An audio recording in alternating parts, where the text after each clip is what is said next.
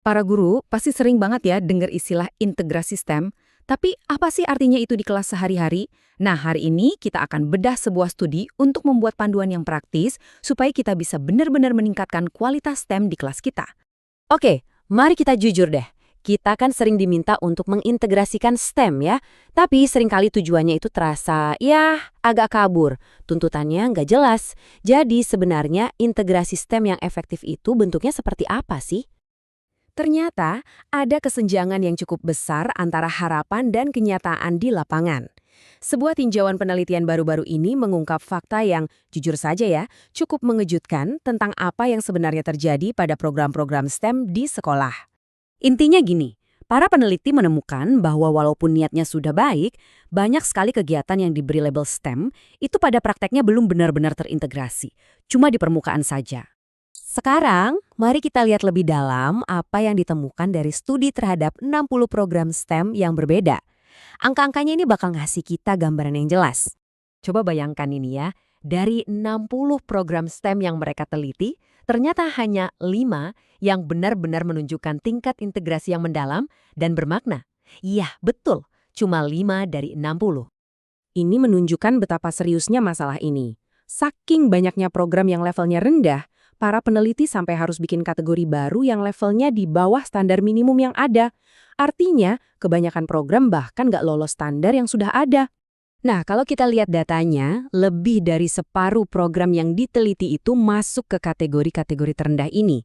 Artinya, pembelajarannya masih fokus pada satu disiplin ilmu saja. Sains ya sains, matematika ya matematika. Belum benar-benar jadi gabungan STEM yang kita harapkan. Oke, jadi kalau kondisinya begitu, tujuan kita seharusnya apa? Nah, sekarang kita beralih ke model yang lebih praktis. Ini bisa Anda gunakan untuk menilai sekaligus merencanakan pembelajaran di kelas. Anggap saja integrasi itu seperti sebuah tangga dengan 4 anak tangga. Kita mulai dari yang paling bawah, di mana mata pelajaran diajarkan sendiri-sendiri, lalu kita bergerak naik menuju puncak, yaitu pemecahan masalah dunia nyata yang otentik. Nah, ini kuncinya. Pergeserannya itu dari sekedar belajar tentang sains dan matematika secara terpisah menjadi menggunakan semua ilmu itu secara bersamaan untuk memecahkan sebuah masalah yang nyata. Lalu, bagaimana cara kita menaiki tangga ini?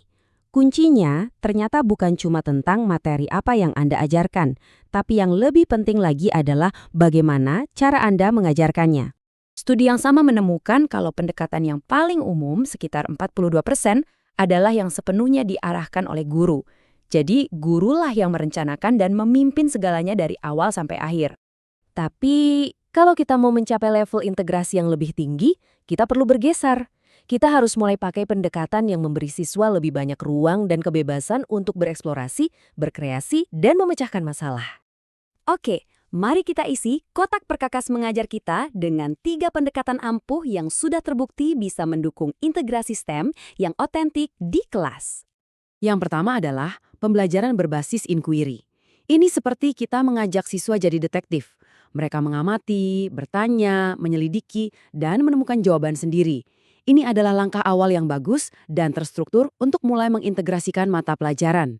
Selanjutnya, ada pembelajaran berbasis proyek. Nah, di sini kita sebagai guru yang menyajikan sebuah masalah dari dunia nyata.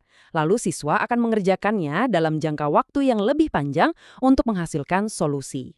Yang paling penting, masalahnya harus otentik dan menarik buat siswa. Harus nyambung dengan dunia mereka. Peran kita adalah mendukung mereka selama proses, dan di akhir mereka harus menciptakan sebuah produk yang nyata. Jadi, bukan cuma teori. Dan di puncak tangga ada pembelajaran berbasis masalah. Ini mirip dengan yang berbasis proyek tadi, tapi dengan satu perbedaan yang sangat krusial. Masalahnya bersifat terbuka, relevan dengan hidup mereka, dan yang paling penting, diajukan oleh siswa itu sendiri. Disinilah keajaibannya terjadi. Karena masalahnya datang langsung dari dunia mereka, siswa jadi tertantang untuk berpikir secara berbeda. Tidak ada lagi satu jawaban benar.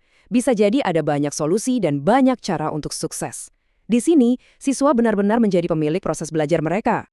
Jadi, kesimpulan utamanya adalah, untuk bisa menaiki tangga integrasi ini, peran kita sebagai guru juga harus berubah.